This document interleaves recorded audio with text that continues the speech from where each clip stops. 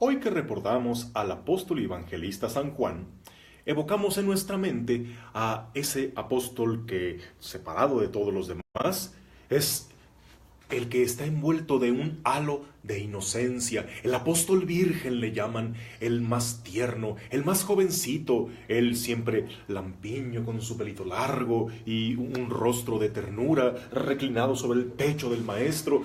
Hablamos de Juan y se nos arranca un suspiro por la ternura que nos da este apóstol, que era el chiquito del grupo, por lo tanto el más inocente, el que no tenía ninguna malicia, y por eso le ganó la predilección de nuestro Señor. Bueno, es así como siempre lo pintamos, pero leyendo los evangelios, ahí tenemos otra imagen de Juan que tal vez no habíamos considerado. Juan realmente sería ese dulce, tierno e inocente apóstol que por ser el más buenecito era el más amado del Señor. Bueno, yo nada más te digo que a él y a su hermano Santiago en el barrio les apodaban los Boanerges, los hijos del trueno.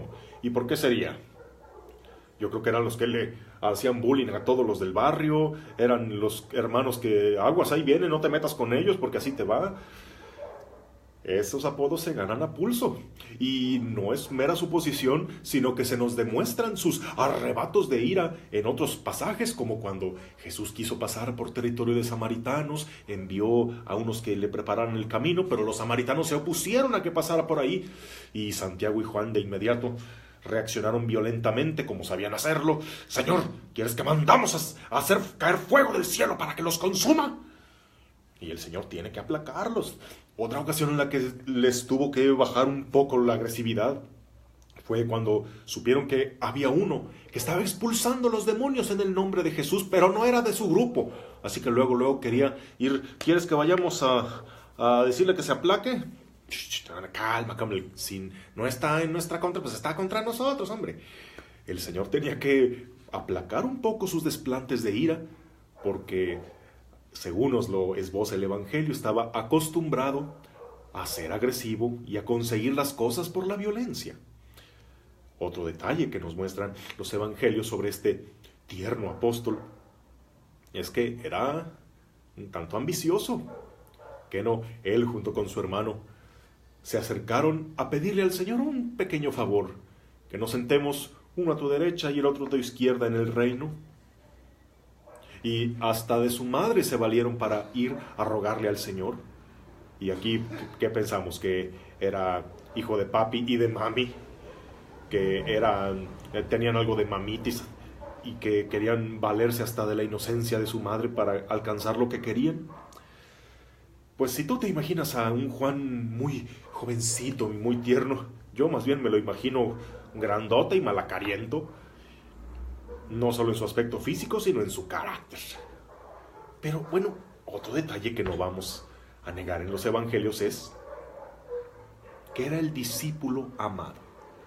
Y ese título se lo da a él mismo en su evangelio. El discípulo que el Señor amaba. ¿Y por qué? Conocemos de Jesús su predilección por los pecadores. Sabemos que el Señor se enfocaba más en los perdidos y en los enfermos, porque los sanos no necesitan tanto de médicos, sino los enfermos. ¿Por qué el Señor le tenía a Juan esa especial predilección? De modo que él era siempre de los tres preferidos, de modo que él siempre se le sienta ahí a un lado, de modo que él es el que lo acompaña hasta la cruz, es de los primeros testigos de la resurrección. ¿Por qué? Porque los que somos más trabajositos necesitamos horas extras con el Señor. El Señor quería traerlo cortito de su lado, porque Juan necesitaba un poco más de dedicación, porque Juan no era de los que se cuecen al primer hervor, necesitaba un poco más de atención personalizada. Y miren, Juan pudo presumir que era el discípulo que Jesús amaba, porque si algo supo es que el Señor lo amó, porque le tuvo una paciencia, porque le tenía un interés, porque era tanto su afán por ayudarlo a transformar ese corazón. Y miren, la dedicación de Jesús dio fruto. Este que quizá era el discípulo más trabajoso, el Señor le dedicó tanto tiempo, terminó siendo el discípulo con mayor profundidad espiritual, el discípulo que veía donde los demás no, el discípulo a quien le confió sus más íntimos secretos, el discípulo fiel, el discípulo de su confianza. Y vaya interés que le tuvo Jesús, que hasta en su ausencia quiso asegurarse de que se continuara la formación de Juan. Tan así que desde la cruz Jesús se lo encarga a su madre. No es al revés como todos piensan, que Jesús, viendo a su madre que se iba a quedar solita, pensó: pobrecita, Juan, por favor, cuídame a mi mamá. No. El Evangelio nos dice: y mirando a su madre y junto a ella al discípulo que Jesús amaba, pensó: ay, Juan, no te me vayas a descarrilar otra vez. Mujer, ahí tienes a tu hijo. Por favor, fórmalo como me formaste a mí. Cuídalo y quiéralo mucho como si fuera yo mismo. Hijo, ahí tienes a tu madre. Por favor, hazle caso. Por favor, ámala tanto como yo. Ella se encargará de completar en ti la obra que empecé. Y vaya, formación directamente de Jesús y de María. Díganme si Él no se va a considerar el discípulo amado. Y tú puedes encontrar a alguien que te ha amado de esa manera, que te amó porque de veras se interesó por ayudarte, que de veras te dedicó lo mejor de su tiempo, de su vida, que te tuvo bastante paciencia, que esa es una prueba soberana de amor. Bien que vale la pena demostrar amor incondicional incluso por aquellos por quienes no daríamos un peso, aquellos a quienes no les vemos futuro. Por un muchacho prometedor, pues cualquiera invierte tiempo y recursos, pero por alguien que luego se ve que no va a valer la pena, en uno de esos se especializó el Señor. Y miren el legado tan grande que nos dejó en Juan, su discípulo. Si tú ves por ahí a alguien que anda medio mal porque necesita horas extras de amor y compañía, cree que detrás de todo ese carácter difícil, de todo ese corazón, muchas de las veces lastimado por el rechazo, hay un gran santo que saldrá cuando se le demuestre amor incondicional y cuando se crea y se apueste por él.